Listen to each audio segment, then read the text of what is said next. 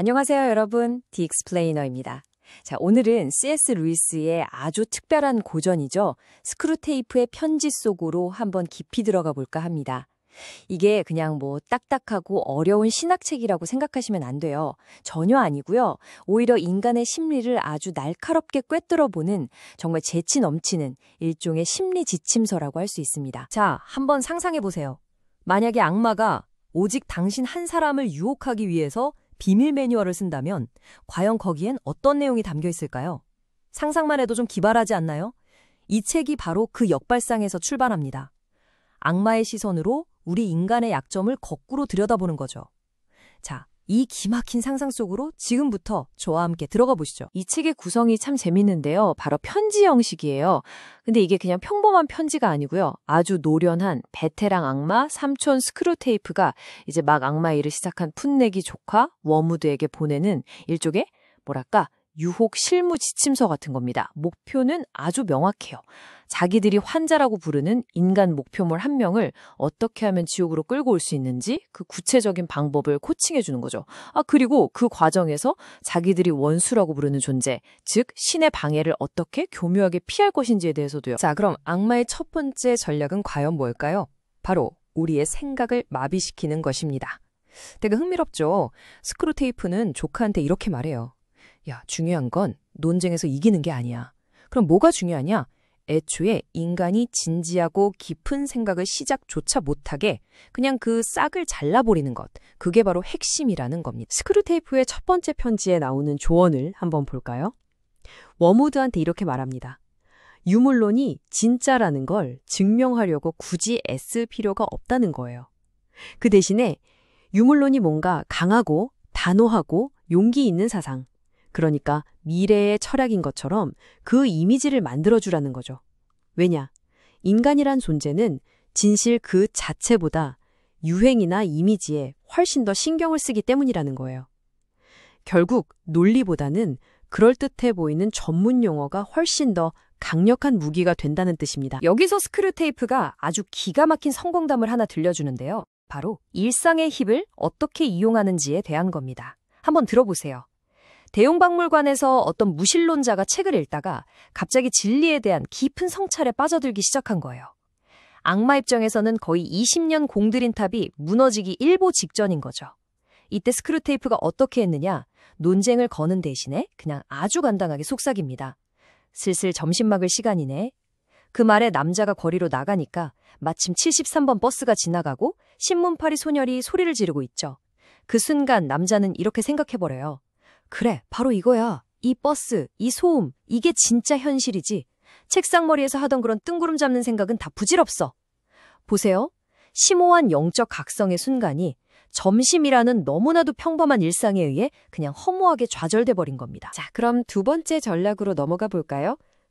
스크루테이프가 가르치는 악은요, 정말 교묘합니다. 무슨 거창하고 극적인 악행 이런 게 아니에요.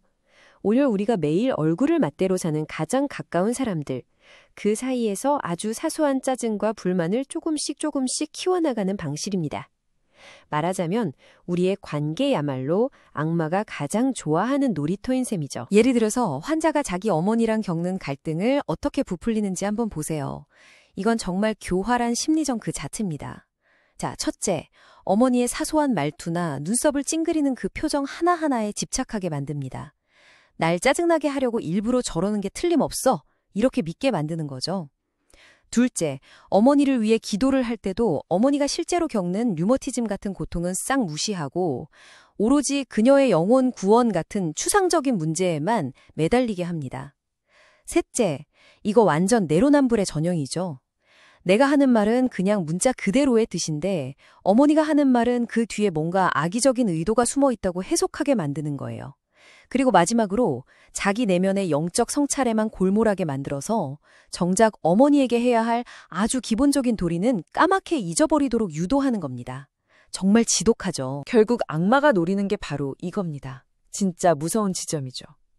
증오는 아주 구체적이고 현실적인 감정으로 만들고 반대로 사랑과 자비는 저 멀리 있는 추상적인 개념으로 만들어버리는 거예요.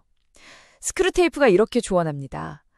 악에는 매일 만나는 바로 그 이웃에게 향하게 하고 자비심은 그가 전혀 알지도 못하는 저 먼 곳의 사람들에게 향하게 하라. 이렇게 되면 어떻게 될까요? 악은 매일 실천하는 현실이 되고 선은 아무짝에도 쓸모없는 공상이 되어버리는 거죠. 자, 그럼 신앙 그 자체는 어떻게 공격할까요? 이것도 마찬가지입니다. 정면으로 신앙은 틀렸어. 이렇게 공격하지 않아요. 그건 하수나하는 짓이죠. 그보다 훨씬 더 교묘하게 신앙의 내부로 파고들어서 그 본질을 서서히 썩게 만드는 겁니다. 결국 껍데기만 남은 자기 만족을 위한 도구로 변질시켜버리는 거죠. 신이 보는 교회와 인간이 보는 교회의 이 엄청난 차이점을 한번 보세요. 악마의 전술이 바로 여기에 숨어 있습니다. 원수, 그러니까 신에게의 교회란 시간과 공간을 초월한 영원하고 위대한 공동체죠.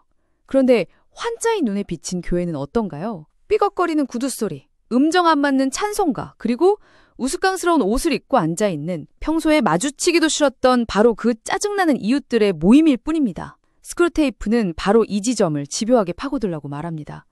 숭고한 이상과 실망스러운 현실을 계속해서 비교하게 만들어서 결국 신앙생활 전체를 우스꽝스러운 걸로 여기게 만들어버리는 거죠. 이건 25번째 편지에 나오는 아주 교묘한 함정인데요. 바로 기독교 더하기 머시기 전략입니다. 신앙 그 자체만으로는 뭔가 부족하고 쿨하지 않다고 느끼게 만드는 거예요. 그래서 기독교와 새로운 심리학, 기독교와 사회정의, 기독교와 채식주의처럼 신앙을 항상 그 시대에 유행하는 다른 무언가와 결합시키도록 유도하는 거죠. 그 결과는 뻔합니다.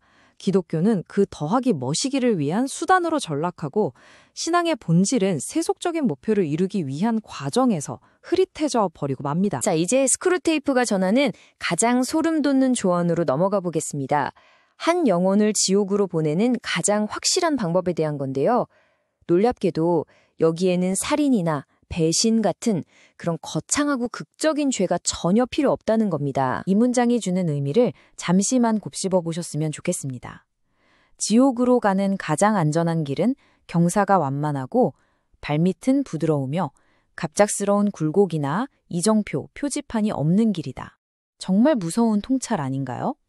영혼을 파멸시키는 가장 효과적인 방법은 한 번의 큰 악행이 아니라 수많은 사소하고 해롭지 않아 보이는 선택들이 쌓여서 만들어지는 점진적인 길이라는 거예요. 빛으로부터 아주 서서히 자기도 모르게 멀어져서 어둠 속으로, 공허 속으로 미끄러져 들어가는 것. 아무런 성찰 없이 그저 흘러가는 대로 사는 삶. 스크루테이프는 바로 이것이야말로 영혼을 파멸시키는 가장 확실한 길이라고 단언합니다. 결국 이 악마의 매뉴얼은 우리 자신을 비추는 거울과도 같습니다. 우리의 약점이 무엇인지, 우리가 얼마나 쉽게 함정에 빠지는지를 너무나도 적나라하게 보여주죠. 그래서 오늘 익스플레이너는 이 질문을 여러분께 던지면서 마무리하려고 합니다. 오늘, 지금, 이 순간, 당신의 스크루테이프는 당신의 귓가에 무엇을 속삭이고 있습니까?